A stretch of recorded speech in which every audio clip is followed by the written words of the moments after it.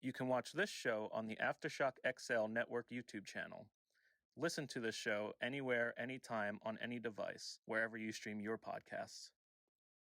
What's up, y'all? This is me, DMC, and a place to be. Hey, this is Mark Hudson. And right now, the only place for you to be is right here, rocking and watching and listening to the Aftershock XL Network. So subscribe and share, and welcome the hostess with the mostest, my friend, my brother, my Mama Luke, the amazing Steve Grillo. Grillo. Thank you for tuning in to another Grillos AftershockXL on the AftershockXL Network. I want to start off the show by saying thank you to somebody very close to the show. I want to thank my producer, Noah, who's been working endlessly and tirelessly to make the show look like this. He created this wonderful background. We got the green screen, and he's been working hard. We're going to be on a lot of different platforms coming up real soon. You're going to be able to say, Alexa, I want to listen to Grillos AftershockXL, and it's going to be able to come up.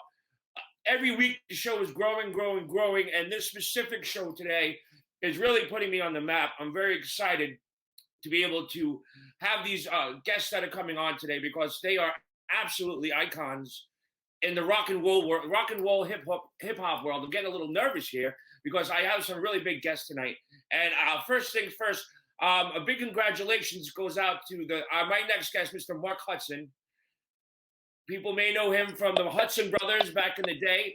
He is a musician, a producer, a writer, a singer, and an all-around great storyteller. Mr. Mark Hudson, everybody. Thank you, my brother. Yeah, you have a big congratulations coming to you, my friend. No, I know. How wonderful was that, Steve? It's like... Well, Sunday night was the Grammys, and your daughter was like the superstar of the Grammys. Tell everybody, be that father. Well, this is what the thing is. Be a proud papa for a second. Go right ahead. My daughter, Sarah, when she was graduating from school, she said, "Oh, Dad, I know what I want to be. I know what I want to do." And I was praying that she was going to say an accountant, a veterinarian, anything. But she goes, "I want to do what you do." And that's when I went, oh my God, no. Because this industry, as you well know, Steve, is brutal. Yeah. But I'm not going to take away her dream. I mean, how can I tell her what not to do when I look like I've had oral sex with a bag of Skittles? 1980. So what happened Sunday night? What was your crash pop moment, okay, man? so like, were you nervous? Like, were you nervous? No. I was, but it's weird because I'm an elder statesman now, and half of the music that's going on, I'm trying to understand. Like I got Harry Styles because it sounded kind of like rock-esque, but when it got into like people twerking and bodacious tatas, it reminded me of when I used to go to strip clubs. Our next guest is going to wind up being able to weigh in on what happened, but tell your proud papa moment, and then I'll introduce the next guest. All right. So my daughter Sarah has worked with everybody from Katy Perry. She wrote Dark Horse, and she also worked on the Dua Lipa album, like all over the album, Physical, and also the major hit. And I'm watching this, and I'm going, oh my God, she's got a chance. And then out of the blue, like, and I was nervous and didn't want to see anything. My wife, Melissa, goes, she's going to win this one. And I went, who made you Kreskin? And all of a sudden he reads the paper and Dua Lipa wins. She thanks my daughter. I start uncontrollably weeping because I'm so proud of her. And you're Italian. Yeah, but I don't have words to say how proud I am of her because she busted her ass. It wasn't like, oh, my dad's a famous songwriter, producer. She worked at it for 8 years before anything good happened to her. So she's getting everything she deserves. I wrote her an email and said, Sarah, please keep writing hits. Pretty soon Dad's going to be in a diaper and I'm going to need a guest house because she can start paying for me now. I'm very happy for you. You have no idea. It's like a proud papa moment. And I it's so weird. I brought this show together and there's one common glue to all three guests that are coming on today. One of them is the main glue that's going to hold this show together is Aerosmith. And the reason being is you wrote Living on the Edge. You're friends with Steven and the whole band, and you work with them. And my next guest, who it's always fun to have an iconic person on your show, but it's even better to have an iconic person that you like was an influence in your life growing up, and that to me was Run-DMC. And talking about the Grammys and Aerosmith, Aerosmith was the first rock and rap band to come together, and they remade Walk This Way, and Walk This Way actually introduced me to Aerosmith. So Wow. I was a Run-DMC fan, and Walk This Way turned me on to Aerosmith, and it's my pleasure and honor to have DMC here on my show with you, Mark Hudson. Great, man. Hey. I love those guys. What's up? What's up, There Mark? he is. Hey, brother. What's happening, y'all? What's good, Mark? It's all good, man. It's all good. Rocking and rolling. What's happening? It's all the only thing I'm good at. I can't spell and I'm bad at math. Gotta rock and roll. Yep, that's it. And you're write a really good song. too. That's what I say. Write a song, play the drums, pick up a guitar. Look, pick up a tambourine, get in the band and spread love. One of the great things about New York City is I walk out my door and everything I hear is either a rhythm, a subway doing this or someone yelling doing that, and the whole city is musical. Yeah, it's a lot. Yes, you're right. I know, true. And that's what makes you go, okay, this is where I belong, just like that. Sure. And by the way, what you guys did with Walk This Way, even then, it was so great. It made white people credible. To me. I know. Considering you guys both worked with Aerosmith, and now the original Walk This Way was different. It went Walk This Way, and then you guys, and when Stephen redid it, I think it sounded so much better. Now, Mark as a producer, it's funny. It's funny. A lot when the record first came out, a lot of their fans who was kind of mad that the rappers was messing something up again. Once they heard it, it was like, yo, we kind of like the Run-DMC version better. Me personally, I love the original version better. There's just sonically, there's just something about the sound of the drums and the guitar and the way it was recorded. I guess I'm a rock guy by heart. But you know what it missed that you guys brought to the table was the angst. And Aerosmith is a good rock and roll street band, but they're not street like Run-DMC. Right. So when you guys did it, there was a bit of, hey, get the F out of here. Right. We put the little oomph in it. Yeah, the little and the oomph is what I die for, man. Exactly. And possibly one of the greatest MTV videos ever. Like, that was at the stage where MTV actually played videos. And, and your they should be sued. MTV should be sued now for false advertising. And every day this whole country sits there and they let them call it MTV. It's not music television anymore. I know. Like, I heard you talking earlier about how asinine this country has become. Like when you started playing the reality shows, it's just a respectful thing to change the name of the network.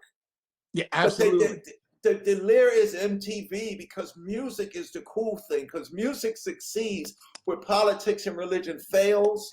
And we have been allowed, rock has done it, hip hop has done it. It's so true, man.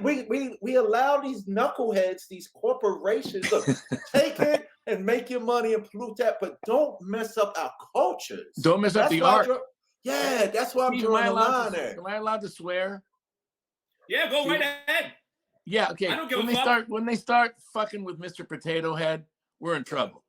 We're in trouble. Anyway, I understand all the sensitivity of it, but imagine if Richard Pryor or George Carlin, I can name you a million of them, that would have their asses kicked now if they were doing their act. Yep. I miss the fact that they'll paint a thong on the statue of David because they don't want to show his quarter pounder.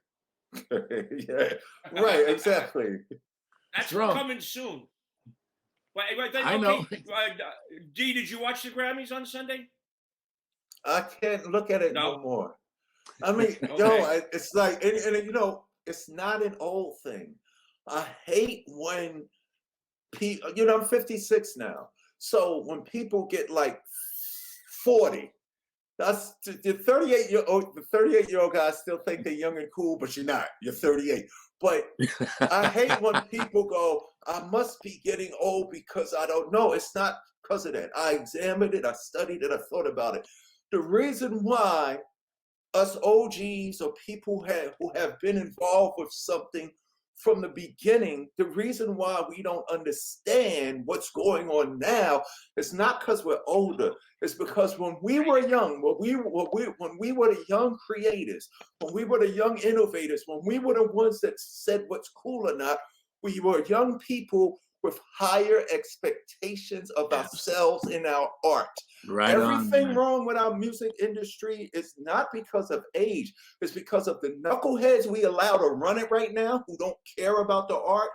And those individuals, they don't come to Mark. They don't have the spirit that you had when you were 16. I know. You carried into you to write that. They don't care about none of that. Yeah, and but they got to get back. They've got to get back to it. You know, the other part of it is now people become famous that can't sing, and can't write. It's manipulated. What's that called? That auto correct or whatever they do when they say auto tune.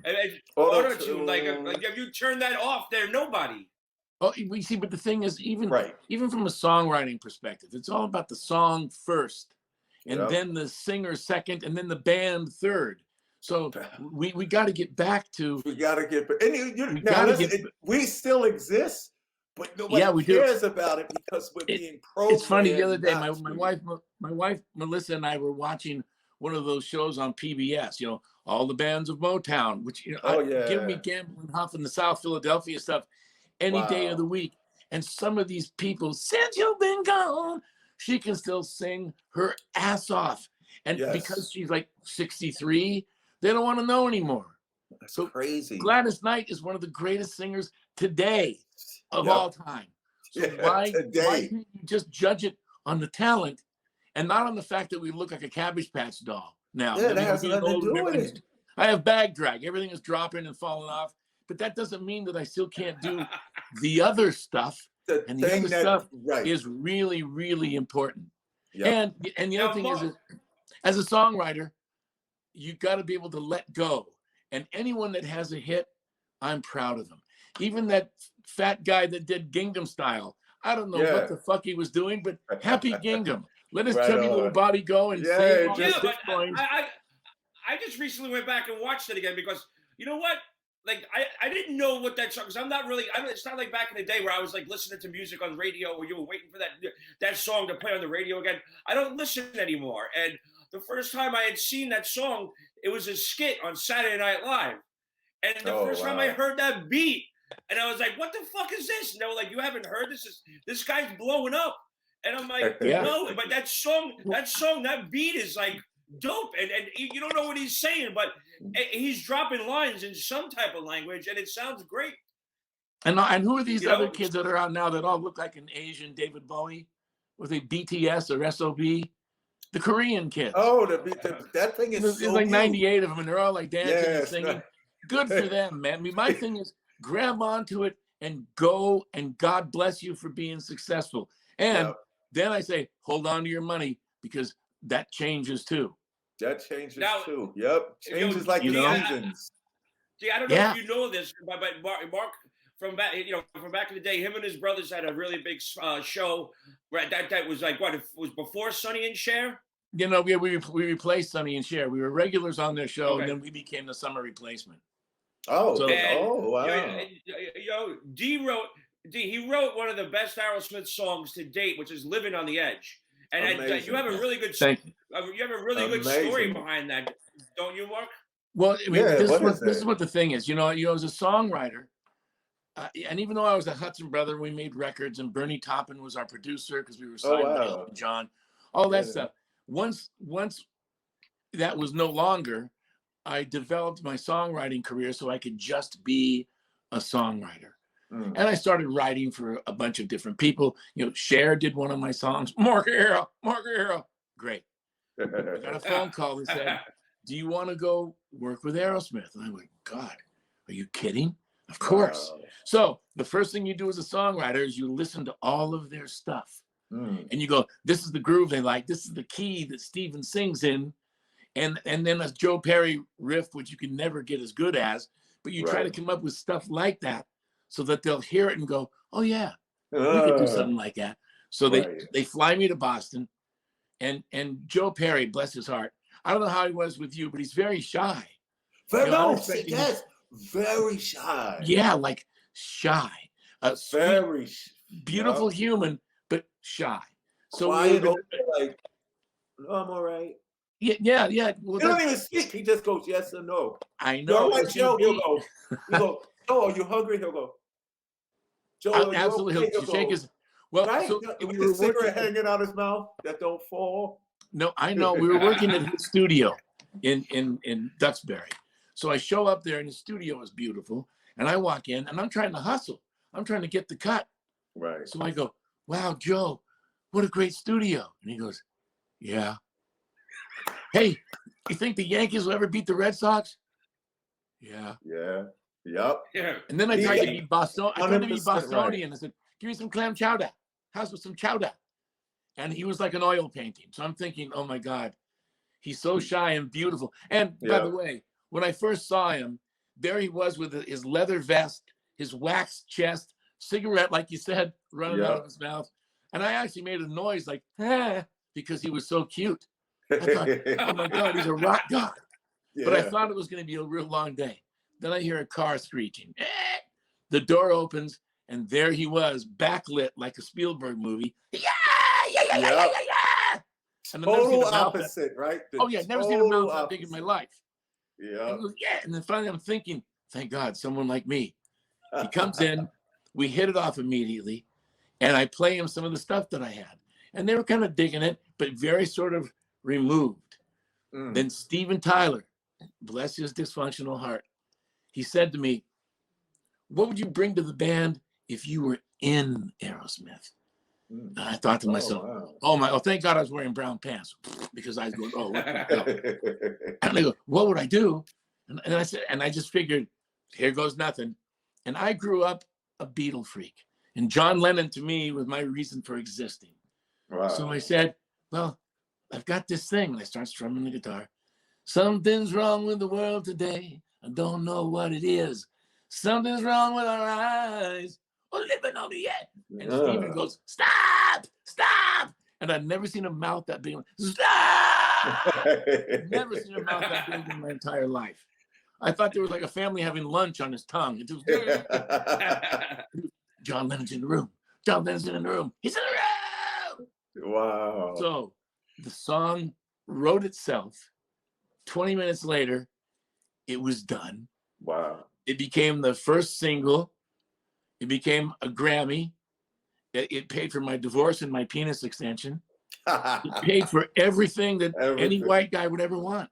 Wow. Yeah. So now, you had that song already prepared. You already wrote that song. I had written it 3 years before I brought it to him. And what was it? Yeah, but the insecurity goes, oh my God, am I not talented anymore because I was talented 3 years ago? And that means nothing. Yeah, Rick Rubin said, don't think about it like that. Absolutely. He said, don't think that your old stuff is better than your new stuff, and your new stuff, it will never be the old stuff. He said, never think that, because it's always in the now anyway. Just because you wrote it 30 years ago doesn't mean it ain't gonna bust heads now. Absolutely, man. Absolutely. Word. So you just got to be true to it. If you don't want to talk about it, we can. But I know there's an interesting story about how you wrote that, and if you don't want to talk about it, you don't have to. But the story behind Living on the Edge, how you wrote it, is sort of interesting. Yeah. Well, you were living on the edge at the time, correct? Oh no, I was well on the edge and almost hanging on by 2 fingers. So I kind of wrote the song really about myself, and the way that I felt in my heart. So when I go, something's wrong with the world today. The light bulb's getting dim, like the world's going bad. If you can judge a person by the color of his skin, you're a better man than I. Because I always wanted to say the things that I loved, but society wouldn't let me. So I was swallowing Quaaludes and Jägermeister and anything I can get my hands on just to get myself out of the pain of not being listened to for what my, it was very, it was like Van Gogh. And I said to Stephen, sometimes I feel like Van Gogh. And he went, yeah, Van Gogh, fuck yourself. I said, okay. But the idea of that was he was never understood. And I was trying to find something so I could be understood. And then after that came out and I became popular, I got a chance to work with the Scorpions. I thought they were a zodiac sign. I didn't know what they were. Yeah, wow. German. Believe me, we rock you like a hurricane. Yeah. Okay. And you know what? A good song can be written for anybody. A good song can be written. You know that, man. Yeah. Look at all your stuff. It's just like it came from the heart. It came from the street. And when you what's that? D, when you guys were in the studio, like, what was your motivation in your different songs? Like, what was the one song that when you were there and you were like, you put all that collaboration into it, it came from someplace. What song was that? What was that big song for you where you knew that this is what I was meant to do? This is where I'm going to turn the corner. Oh, probably King of Rock. Yeah. It probably was King of Rock because it was like when I was growing up, I wasn't into soul music because when I was a kid, the soul music was my mother and father's music because they were still, they were still in their 30s and 40s. So Al Green and Marvin Gaye and Aretha Franklin and Spin, that was my mother and father's music. Now I grew up hearing it, but at that teen, 11, 12, 13 years old, I didn't have a music that defined me. But the music that did define me, especially in the 70s, was 70s rock radio. 70s rock radio and 70s folk music, because the radio was beautiful back then, because they would play Sly and the Family Stone, James Brown, Jackson 5, but they also played Harry Chapin, Jim Croce, Joni Mitchell. Woo! So I started hearing all of the Bob Dylan, Jim Croce and Harry Chapin, they were songwriters. That's great, D. And what was cool about John Lennon was one of my favorites too, Mark, because, I would hear about how big the Beatles was, but then I would hear about what John Lennon was doing for social issues, like sleeping naked in the bed and instant karma. And he was talking about emotional stuff. So when I would hear rock and folk rock, I could relate to it because I went to Catholic school my whole life. Me too. You went to Catholic school? Oh yeah, 12 years. 12 years. That's why you're blessed with the music, because we've been impacted by early on, man. Yeah, you know what I'm saying? But for me, it was I was a good student, so a lot of the folk, Marvin Gaye did do what's going on, but most of the soul music was about girls in love, where when I started hearing Neil Young make songs about the shooting at Kent University. Absolutely. When John Fogerty did Unfortunate Son, I'm like, they're talking about presidents and they're talking about government. And, even a lot of the punk music was talking about the anti-establishment and we're going to be who we want to be. And we're going to say what we want to say and we're going to dress the way we want to dress. You can't control me. I saw something heroic about that because I was also in the comic books. But to make a long story short, I could relate to a lot of the issues that Fogerty and Lennon and Crosby, Stills, Young and Nash and Joni Mitchell and Dylan was singing about. So fast forward to you incorporated it. Yeah. So in '79, when I discovered hip hop, it was like, okay, a lot of hip hop was about, I got more rhymes than you and more money than you and better than you. And I was like, nobody's talking about the issues that affect the individual. So real quick, since you're talking about whose rhymes were who, the best line ever was, if you say I stole your rhymes, we're going to have to fight because I just made the motherfuckers up last night. But, all right, you were stealing shit. Sorry, go ahead, man. So long story short, I didn't want to be the best rapper because I wanted Mick Jagger to respect me. I wanted to walk in a room and have Van Halen and Bob Dylan say, young man, I love what you're doing. So in '85, when we did the King of Rock, I was just imagining. Now you gotta understand, this is funny. I was pretending to be the king of rock. I don't want to be the king of rap. You know, I want Elvis to bow when I walk in a room. I want so Chuck great. Berry to get up and give me, and this is coming from I love you more for that, man. That is so great. When I said, I'm the king of rock, there is none higher. Sucker MC should call me sire. So when I say to burn my kingdom, you must use fire, I would say, you could burn down my house. You could burn down my car. You could take all my money, but you'll never take the spirit from me. So I won't stop rocking till I retire. Woo! I had no idea that rock would accept me that way. Oh yeah, man. Are you kidding? You know, like, Mark, that was so the thing. big, I was like, man. I love and you know what it's these really guys funny are because doing. you're saying that you're saying I want you, Dylan and Lennon. I want those guys. To like all me. I ever wanted to be was James Brown. I was going the other way. If I could do the splits, I would have done it in a heartbeat. That's what it's about, being like, yo, if I ever get the chance, I want to live up to those expectations. Yo, you know, I get this great story because I had worked with Ozzy Osbourne. And he said that Black Sabbath, after the first album, they went to Philadelphia to play. And they walked up on stage, and, you know, they were all screwed, just ready, you know, all their songs and stuff. Right. And the entire audience was black. Right. And they just were staring at him. And they finished the first song and silence. And Ozzy goes, what's the matter? Don't you like the music? And one guy goes, we thought you were Black Sabbath. Oh, wow. and I said, Ozzy goes, we kept playing and they ended up loving it. And that, you know what's funny, Mark? My wife thought Run-DMC was a white rock group.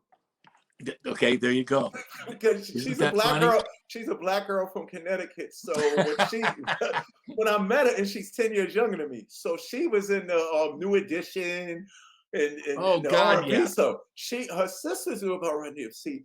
She thought when she met me, she said, I thought Run-DMC was a white rock group. You're black. Now, you know, I wanted to ask you something, D. I had only heard, I don't know if it's true, but maybe you can confirm it. That, and I ended up stealing this from what I heard about you guys, that sometimes you would just go on the street, you know, with like the little cassette, and you'd record like the subway going, and you take a sound of a sample anything, and that was it. That's because of you, Mama Luke. Everything was like you just said it, Mark, at the beginning of this. You walk outside and you hear all of that is music. Yeah, all of it. But I heard that you guys were the first that took a cassette out into the street, and you heard the traffic go by, or you heard the subway run by. That's no, we wasn't the first. We probably was like maybe the seventh, but it was just that we were the most known. You know, yeah, but you know what? Right now you're here on TV, so lie. Say you were the first. They were the first. I'm the first. Yeah, we was first. There you go. Good. They won't catch you. But you know, there was no. You know, it was just all of, yo, that horn. Yo, sample that horn. We put that on the record. It was anything that we could make noise with, because like you said, Mark, all noise is music. It is. You know, you could have a great song with just lyrics. I got a song where I say, if I could rock a rhyme without any music, then I would do it. If I could save a life. If I could have a beat without any lyrics, then y'all would hear it. If I could save a life. So when we come together, that is we so bring this, great. Right? You know what I'm saying, Mark? I know exactly. When you're writing that song, we're speaking the same thing, man.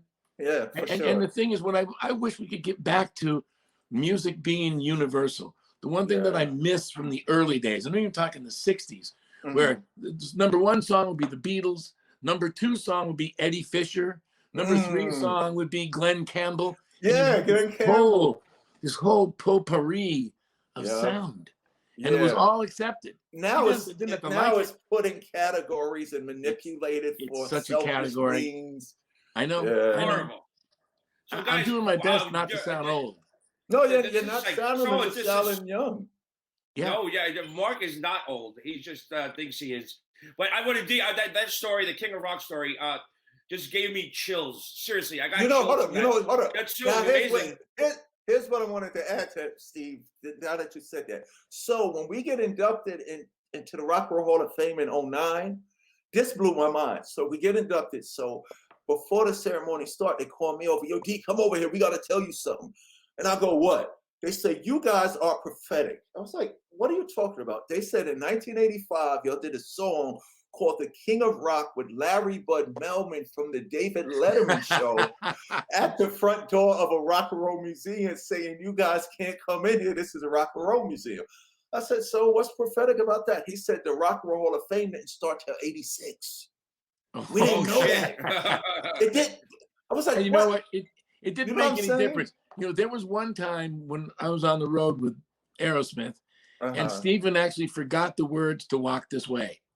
So he virtually sang his grocery list. And I'm over there, cob corn, and I need some celery on my. He was reading. He was reading what he was shopping. And you know what? The audience didn't care.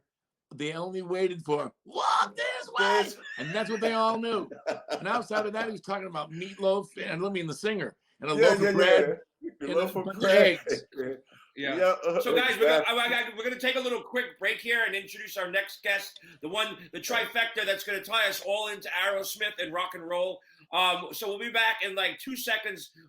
I'm actually getting sponsors for the show. This is kind of cool. So we'll be back right after this. Alexa, listen to the AftershockXL network. From the famous Howard Stern and turned Steve Grillo, the AftershockXL network. Street Spot Me will find available street parking in your area. Select a spot near your destination. As spot holder, you will receive a notification when someone wants your spot. Tap the accept button.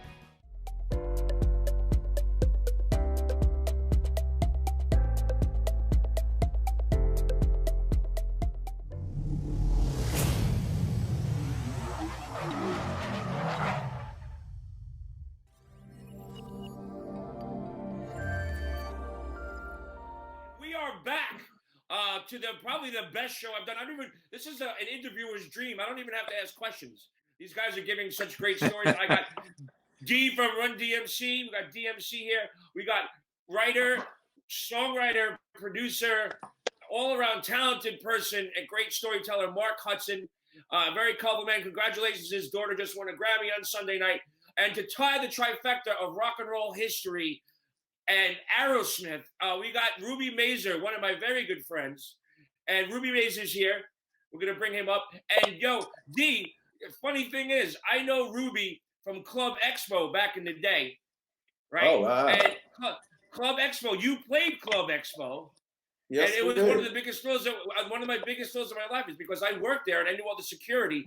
I stood next to Jay like this, and nobody stopped me. Nobody knew. It was like, yeah. And I had my Adidas shirt on and everything, and I was on stage. What year was that? What year was that? God, that had to be Ruby. You might help me with this. 94. And I was on stage with you guys. You had no idea. And I know Ruby from Club Expo, and Ruby Ruby was responsible for the Rolling Stones watching Darryl, and that's the night I met Tupac. Wow. Oh wow. Yeah. Wow. I got to smoke. I got to smoke blunts with Tupac up in the VIP. I was in charge of the VIP area, and Tupac taught me my first lesson: never judge a book by its cover, because he was the nicest, kindest person ever. Such a nice guy. Oh my God. And when he it was not what you think. Yeah, and he smoked blunts, and I never smoked chronic before, and it smelled so good. So I finally went up to him and I said, "I never smoked anything like that. What is that?" And he was like, "Oh shit, yo, that's the chronic. Here you go." And every time the blunt went around, Pac made sure it came to my hand. So Tupac was amazing. Ruby is an incredible artist. He's responsible for some iconic album covers, but his giant claim to fame is the mouth and tongue logo from the Rolling Stones. Noah, you want to put that picture up? There you go. That's from one of the. I would say all three of you. You can also, like me, you and Mark. You can say that's probably the most iconic rock and roll symbol in the world ever. It's like the thing. What was the motivation though? What made you come up with that thing? Nobody's ever asked me that before. I'm sure. That's all they ask. It's a great story, Ruby. Tell it. I was art director of Paramount right out of college. New York, in the Gulf and Western building. I was 21 years old, and I was nominated for a Grammy Award, and all these groups started coming to me to do their album covers. So I decided, screw this, I'm going to open up my own company designing album covers. So we were knocking out about 15 covers a week back in 71. Wow. And then I said, half the music is coming out of California, so I'm going to open up a West Coast office as well. Well, we doubled it, and we were doing 30 covers a week. We did all the Atlantic records, Roulette records, Capitol, Paramount, ABC, Dunhill, all of them. Wow. And every Thursday, I would get all my covers together to bring to the record companies Friday morning. And Thursday night, my secretary buzzes in. She goes, Ruby, I have Mr. Jagger on the phone for you. I thought it was one of my friends screwing around. I said, Elizabeth, leave me alone. I'm busy. Well, the next morning I went in and putting all the covers together, and she buzzes in. She goes, Ruby, I have Mick Jagger here. He would like to see you. And I said, Elizabeth, leave me the fuck up alone. My door opens up and Mick walks in. He says, we're recording across the street at Sunset Sound Recording Studio. Could you come over and maybe come up with a logo, record sleeve for Tumbling Dice?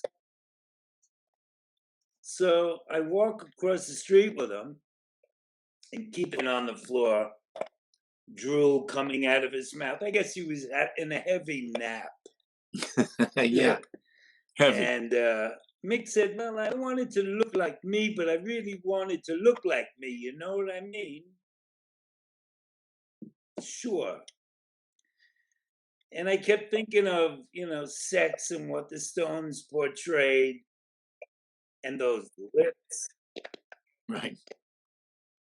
And I started messing around with the English flag, and I said, nah, that doesn't work. And a caricature of Mick, and nah, that doesn't work.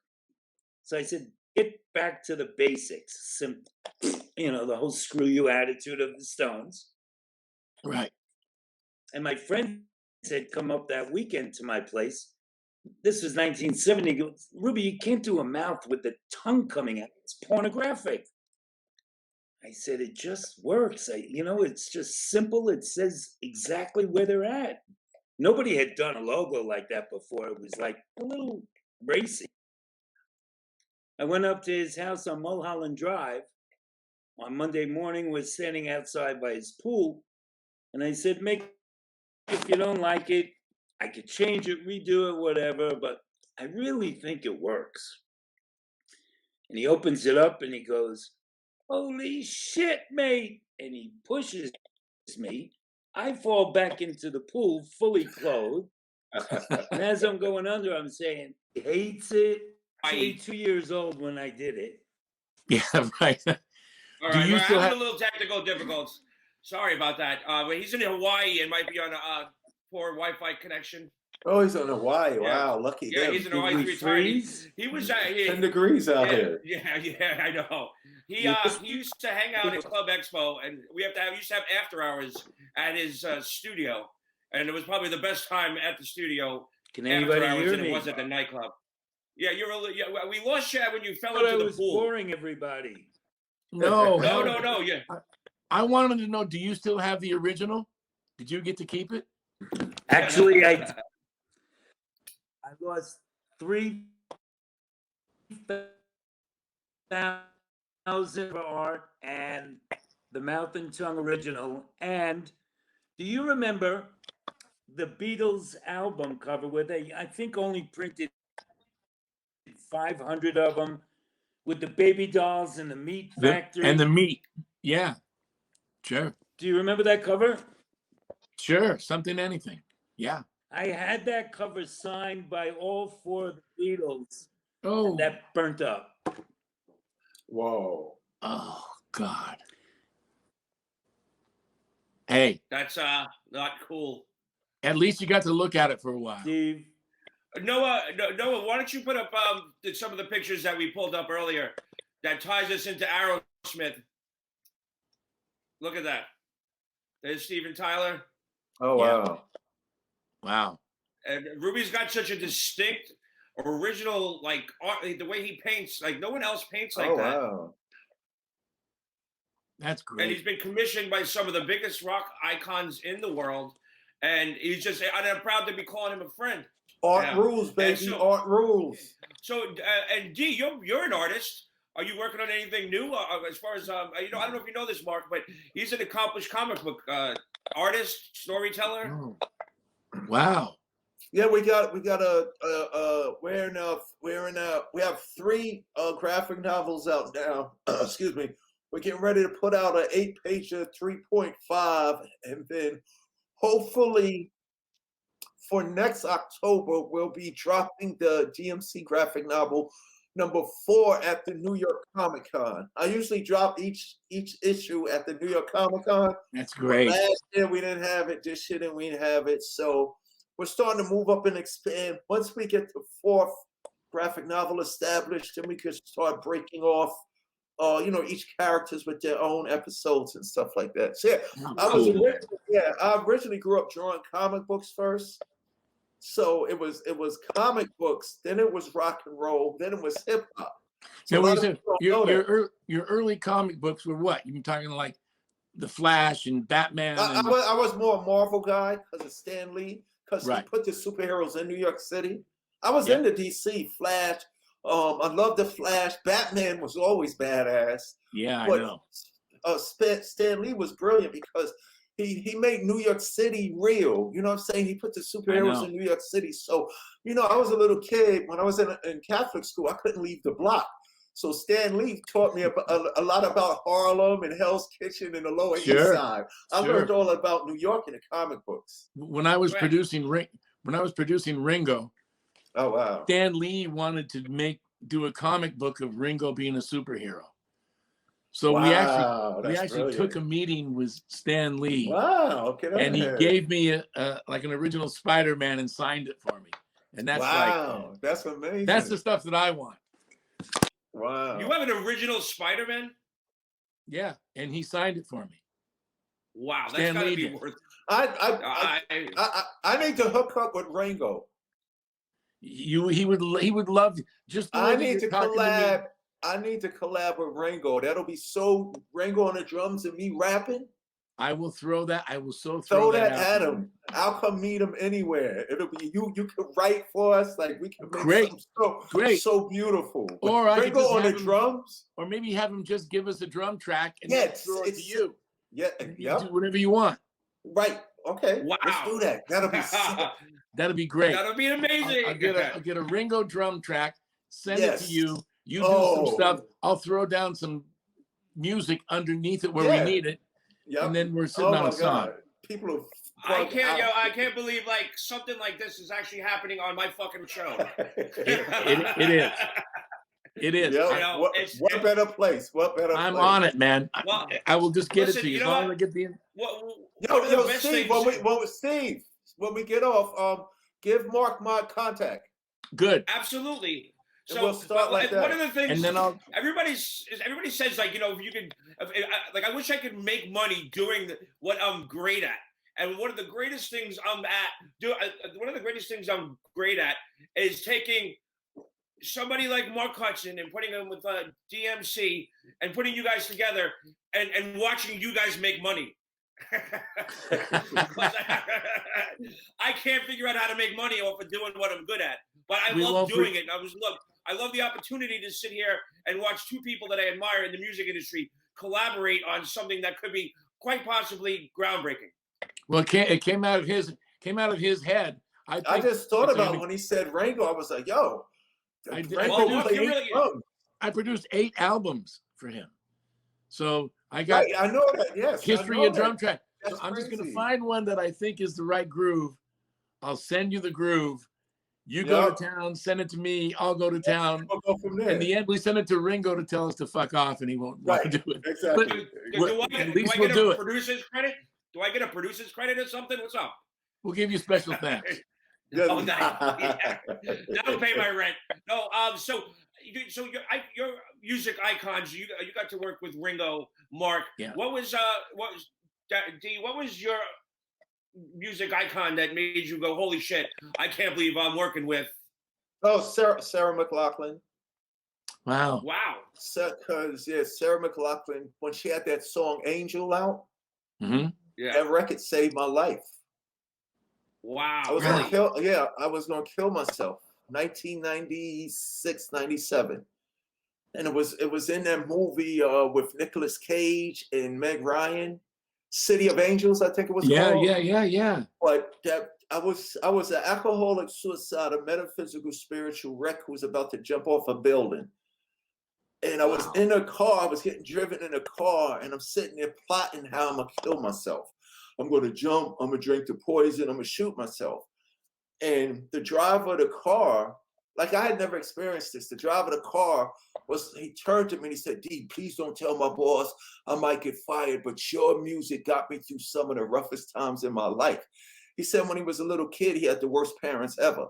And all he used to do, he said the best times of his life when he was little, when he would go in his room and listen to the Run-DMC cassette, on the Walkman, on the cassette. So I was like, wow, man, thank you for sharing that. And then he said, please don't tell my boss, can I get an autograph? And I was like, you just want, I said, I'm going to give you an autograph and I'm going to take a picture with you. So he's all amped and he says, can I turn the radio on? And I'm like, yeah, you can turn the radio on. So because I was a rapper, he turns it to the hip hop station. And at that time, I was so depressed. I didn't want to hear rap. I didn't want to live no more. I don't want to hear nothing. I said, yo, turn it to any station except that. And he turned it to Light FM. Oh, God. And on Light FM, I heard that piano and Sarah McLachlan's voice, in the arms of an angel, fly away. And I listened to that record for one whole year. That's all I listened to every day. Wow. And here's what's funny. Speaking about the Grammys, at the end of that year, my manager gets 2 tickets to go to Clive Davis' Grammy party. So I tell my manager, I cuss my manager out. F Clive Davis, F music, F the Grammys, F the world. All I need to do is sit here and listen to my Sarah McLachlan song. So make a long story short, he pleads with me, please go to Clive Davis' party, because he wanted to go. If I don't go, he don't get in. Yeah, so, sure. We go to the party, I get to the party and I'm sitting there. Who walks in? Sarah McLachlan walks in. So something told me, get up and go tell her what her music did for me. And I walked over to her, man. And it was cool. She sees me coming. She's like, DMC, Run-DMC. Oh, I love Walk This Way. I love It's Tricky. I love my Adidas. So in my head, I'm talking to myself, see, Darryl, that's another reason to stay alive. Even Sarah McLachlan likes your music. So I just say, so I just hit it with Miss McLachlan. The name of the song is Angel. You sound like an angel. People say you're an angel, but you're not an angel to me. You're God. I listened to your record every day for the last year because I was at the lowest point in my. So I finished that little. She looks at me, Mark, and she just hits me with this. Thank you for telling me that, Darryl, because that's what music is supposed to do. There it is. There's the message, man. Yeah, it was just something in that song. It's something in that song that was, the vibration of it, the feeling that. Now, here's what's blowing my mind. I just found out 6 years ago that song was written about somebody who committed suicide. Oh, geez. And it That's kept what I me mean. There you from go. doing Full it. circle. Well, listen to this one. So I'm going through a divorce. I'm living in my studio. No heat, no bed, no shower. I was a bohemian mess.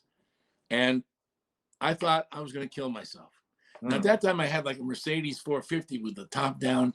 And I figured, I'm going to put on a complete red outfit and I'm going down LA and I'm going to go where the Crips and the Bloods are. And I'm going to stand in front of the other side and have these guys whack me. That's how stupid I was. Wow. So I go there where they all are, 7-Eleven, get out of my car. I'm the only guy dressed in complete red, hoping that if I stand there, that I would be murdered. Right. But check this out. All of a sudden, I scared them. They were like, he's a bad motherfucker. Don't go near that. he's bad. And they What? wouldn't do it. No, they were just, they were like giving me a sign, and they wouldn't murder me because they thought that I was worse than they were. Wow. And I went, okay, well, that's got to be a sign. That's got to be a wow. And you know, when it comes down to a music too, there's a song, and I'm going to sound like your parents now, D, but the Chai Lights had this, you know, well, I see her face everywhere I go. Have you seen her? Tell me, Why, have you seen her? oh, why Why? did you have to leave Leave her? and turn away. And that was from it. me. And in the end, he talks, and he goes, Yeah. you know, I walk down the street and I go to the park, and maybe a movie, and I'm hoping that she'll come back. And then he sings, whoa, whoa, and he did that, and my heart exploded. That song is now my phone ring. Wow. So when you call me, D, you hear, why did you have to? Forever. Because that vibration resonated with you. That feeling. Like your angel, that stayed in my heart. Yep. So, all right, real quick, what's your favorite story? And being like world famous musicians, and like off the top of your head, Mark, you go first. Your favorite funny story with like working with another, one that you can tell, like another musician or another person in the industry. Well, I mean, the main thing you got great ones. I love your Ozzy stories, but like, you know. Well, okay, I mean, if you want me to, I can tell you. If you want Ozzy, I'll give it to you. I mean, I had a John Lennon thing that changed my life. But you met John Lennon? Yeah. Oh, yeah. During the Lost Weekend, my brothers and I were signed to Elton John's label, Rocket Records, and Bernie Taupin was our producer. And so we went to a party at Rocket, and everybody in LA was being, you know, very groovy, like, oh yeah, there's a Beatle upstairs, but they've broken up.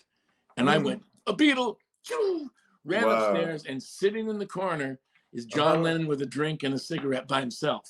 Wow. And I walked up to him and I said, John, my name is Mark Hudson. You're the Walrus, but I want to be the Walrus. And we're signed on Elton's label. And you have Yoko. I'm dating a black girl named Coco. It's very, very similar. And he's looking at me like, all right, sit down. And I sat down next to him. Wow. And we start talking, and he goes, I'll tell you what, Hudson, you can ask me one Beatle question every time we're together. You ask me two, I'll punch you in the fucking head. Oh, wow. I was punched by a Beatle 4 times. And that's amazing. You know, he like, oh, I mean, every time you would ask him. I'd say, I got a question. He goes, oh, God, what? She's well acquainted with the touch of a velvet hand like a lizard on a window pane. That's so deep. And he went, it meant nothing. It sounded good coming off your tongue.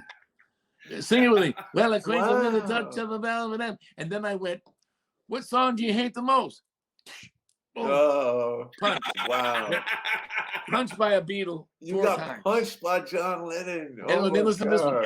Elton would always take us to clubs that were, the crowd was all in hot pants with shaved heads. Right. And we were sitting there and we're getting drunk. Like it was during the Lost Weekend, so the drinks were like flowing big. Right. And John started to doodle on a napkin, like one of his pieces of art. And I'm thinking to myself, oh God, just to Mark from John, I wanted to get him to sign it. And then the waitress came by and just cleared the whole table into a bag. And I'm like, no, in slow motion trying to catch it. A song comes on and it's, when will I see you again? When will your love precious a moment? And John went, oh, I love this song. And I thought, you love this song? He goes, oh yeah, come on, Hudson, let's go have a dance. So the 3 brothers, my brothers and John, went to the dance floor with these guys named Spartacus and Erectus, and they were all, if you dropped your keys, you had to kick them back to your car because it was a dangerous club. And there we were. We danced with John Lennon. Grooving with That's Lennon. Amazing. I know. I've never forgotten it. Never. Oh, how could and you? Being punched 4 times. Yeah, well, I can't believe I got punched by John Lennon. Yeah. Well, you got to wait. You're a fan of Family Guy, right? Yes. Yeah. So apparently, Seth MacFarlane is a big Hudson Brothers fan. Has been incorporating Family Guy into the Hudson Brothers into Family Guy. Yeah. So I think like last Sunday or two Sundays ago, the Hudson Brothers were on Family Guy. And I'm thinking, it's been like decades since we've been anything. And now there's this resurgence of, they talked about us on Curb Your Enthusiasm. did a whole segment on us in Family Guy. I figured if I can stuff my pants and put on a wig, I'll go play again. Yeah, for sure. It's eternal. It never gets old. It's eternal. There's always someone who's going to like you. Exactly. You're always being revealed. It's all about revelation. Absolutely. They're known for D, their I weird love how you cutaways. think, man. D, I'm loving. I love how you think. I mean, it's like, I guess, you know, we're all from the minds of John Lennon, and we all wish we could get punched 4 times. Absolutely. And you know what? I loved every bruise. Right. Yeah, of course you did. I'd take it any day. My favorite story is Michael Jackson about to kill us because Jason scared Bubbles. Oh, the no. monkey. Yeah, No. Michael. It's a long story, but real quickly, Michael Jackson wanted to work with us. So my joke is, why we never made the record? This was like 1986, 87. That's Walk This Way, my Adidas deal. Like, we was killing right there. Yeah. So my joke is, why didn't you make the record? Oh, we was too busy to work with Michael. But that's not why. What had happened was Mike wanted to make a record with us, so he calls us to his studio. His studio used to be on Santa Monica Boulevard. Yeah. I think it's Paramount Studio or something. Yeah. He used to have a studio right on Santa Monica Boulevard. So he calls us in for lunch. We get there like 1 o'clock. We're supposed to eat lunch at 2. He doesn't show up till 6. So long story short, Michael Jackson comes in and he got Bubbles the monkey with him, right? So he comes in and he's talking about what he want to do with us. And, you know, I'll never forget the day that Michael Jackson called me great. He was like, Run-DMC, you guys are great. You guys are incredible. So I'm sitting there in my mind, and it's funny, Mark, none of us is saying anything. So if you could read my mind, I'm going, oh shit, this is Michael Jackson. Absolutely. He's calling me great. And so but you're not allowed to show, you can't show that face. When he's saying it, you got to look cool. You just got to sit there and look cool. Yeah. So long story short, he got Bubbles with him. And Jay was the first one to have the big Dookie rope chain with the gold Adidas on it. Yeah, sure. Right. So in the middle of Michael talking to us, he stops because he looks at Jay's chain and says, oh my God, that's so beautiful. So he asked Jay, could he try the chain on? So Jay takes off the chain and he puts it on Michael's neck, and Michael is b-boying with the chain. Like, it was cool to see Michael Jackson in the b-boy stance. So Michael had gave Bubbles to his assistant. So when Mike took the chain off to put it back on Jay's neck, Bubbles would sit with the assistant, and it wasn't violent. When Michael went like that to around Jay's neck, Bubbles went to Jay for Jay to pick him up. But when Bubbles lunged at Jay, Jay was like, what the? Right. Jay was like, what the fuck? Yo, motherfucker. So Bubbles jumps in the air. Hold on. Bubbles jumps in the air, and everything went in slow motion, Mark. Bubbles is in the air, free falling, and you just hear Michael go, oh my God, Bubbles. So Michael catches Bubbles. Michael catches Bubbles, and it's a true story. Michael turns around and he gives us the meanest look I've ever seen. I mean, this look was so evil. Like, this look was like, you just fucked with my monkey. That's right. And DJ Hurricane from the Beastie Boys was with us. DJ Hurricane from the Beastie Boys was with us. So Hurricane's crying, laughing, because he's trying not to bust out and laugh. So he's trying to hold a laugh. I just looked at Michael Jackson and I just said, okay, we damn sure ain't making the record now. And we never made the record. Yeah, it was crazy though. But the funny thing, Michael said, oh my God, Bubbles. He called Bubbles, and I've never seen, Michael looked at us with the most evil look, like, y'all just fucked with my monkey. Nobody fucks with Bubbles. And after that, we never got another phone call. Wow. How weird. Every time, what really happened was after that, after we had dinner with Michael, he told us what he wanted to do. But every time he was ready, we'd be like, yo, Michael, we're in Japan. And then we would come home. Every time we was ready, Michael would be in Europe. So we never got to make the record. It's amazing when it never happens. Yeah, I know. But I'm happy I got to meet Bubbles. That's so great. I was attacked by Bubbles. Yeah. There was one, this isn't much of a story, but I always tell it whenever I'm in the studio. I had an office at Village Recorder in Santa Monica, and everybody was recording the Fleetwood Mac album. Everyone was working there, and Jermaine Jackson was there doing his first solo album. Oh, Let's wow. get serious. Yeah. Serious. First record. Now, my brothers and I, you remember in the 70s, there was like, the Osmond family, the Hudson brothers, the Right. Jacksons. We were all doing the TV shows around the same Yeah. era, Yeah. same arena. So we knew each other. I knew them all, LaToya, La Jolla, Jermaine, all of them. Right. And I heard he was making a record. So I was with my brother and I said, well, he's in Studio D. Can we go down and say hello? And the guy said, yeah, sure, man, you can come down. So I walked downstairs with my brother, Brett, walk into Studio D, and that's like the main studio, big SSL board and stuff. And Jermaine is sitting down as the main guy, and Tito is standing next to him with like a little hat bent to the side on his afro, and the song was just grooving.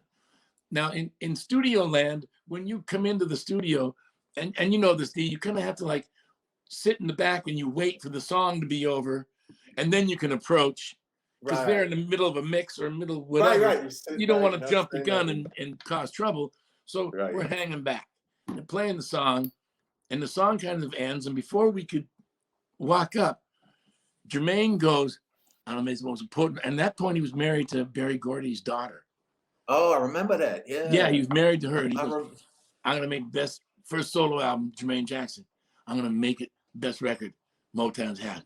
My pop, who he called Gordy, is going to be proud of this. He goes, all right, Tito, when you hear the kick drum goes boom, I want you to hit the mutt. And then unmutt, boom, boom, hit the mutt. And he's saying, hit the mutt. Right. And I looked at my brother, Brett, and I went, is he saying hit the mutt? And Brett goes, yeah, just be quiet. Goes, all right, boom, mutt. Unmutt, boom, boom, mutt. And he's saying mutt. So they finish the song. We walk up to say hello. And as I'm hugging Jermaine, I look down at the board, and the mute button had the E worn off from people pressing it too much. Oh. So it said mutt. So it became the hit mutt. mutt. From that day forward, it's a standard thing in that studio. When you hit the mutt, you're cutting it off. You can't because Jermaine Jackson. I love that. Just hit the mutt. Oh, guys, mutt. I know. D, you got to go in half a minute. So I think, can we do part 2 of this? Because I don't think this is over. I think that you guys are, first of all, you guys are great together. I'm so glad I can introduce you to. And there's so many great stories that I know, D, you have to tell, and Mark. So maybe one day next week, if you guys got a free hour. Okay, Mark, would you be, I'm going to hook you guys up afterwards. So I want to thank everybody for. I'll come back only if D's coming back. Yeah, definitely. You got it. Let's all right. do it. So we'll do a story time with D and Mark. How about that? Exactly. It'd be fun, man. All right, cool. So I'm going to have thank you guys nightmares for about coming bubbles on. now. Yeah. Wait, when you were little, when you were a kid, did you used to blow bubbles? No. Out the thing. No. 25 No, he thing. He says hi. Oh, they blow bubbles. Oh, you see, I wouldn't smart. You didn't answer that. Yeah, I was waiting for Mark to finish it, but so I want to I'm thank you guys for coming on.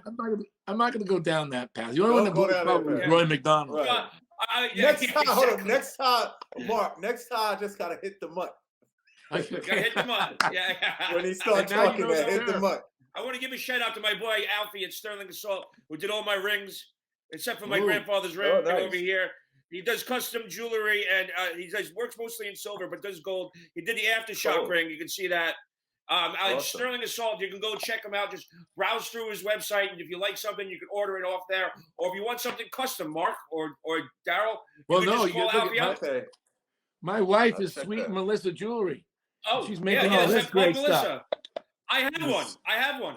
I know you do. From Roy McDaniels. Yeah, next time I'll wear it. Steven Tyler's got one. Dua Lipa's got. They're all getting them now. She's where more can they popular get that? than I've ever been.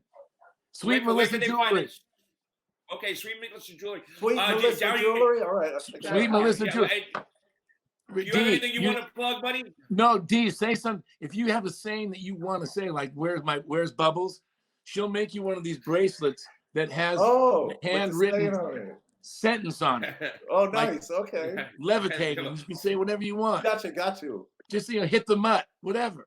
Cool. Yeah, I there love you go. that. Getting ready to drop a new song. It'll probably be out. Let me see. It'll probably be out. It's March, April. It'll probably be out by May.